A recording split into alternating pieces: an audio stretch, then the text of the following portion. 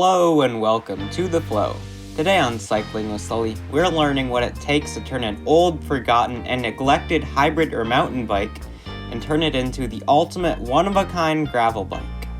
Gravel biking has taken off in the recent years, which has made me and probably a lot of you want to get into this craze.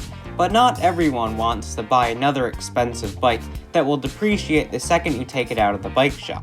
Luckily, you probably have an old bike laying around that you can convert into a gravel bike.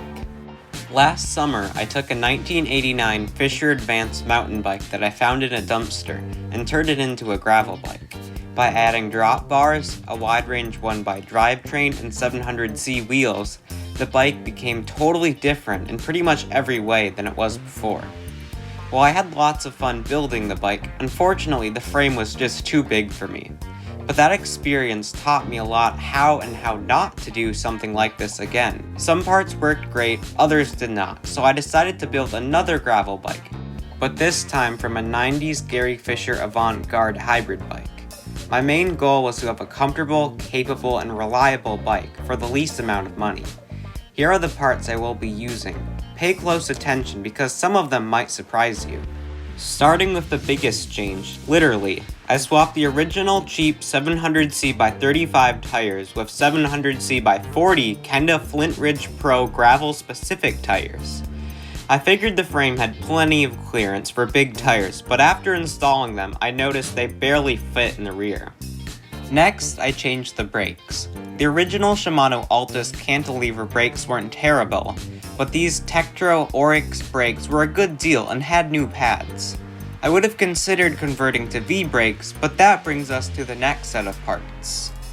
Like I was saying about the brakes, I decided to stay with cantilever brakes because they gave me the option to put drop bars and road levelers on the bike. Keyword option. Unlike most gravel bikes which have drop bars, I concluded on my last build that drop bars aren't for me. Yup, that's what mountain biking does to a person. Anyway, since I was sticking with flat bars, I would have kept the stock bars, but they weren't too great.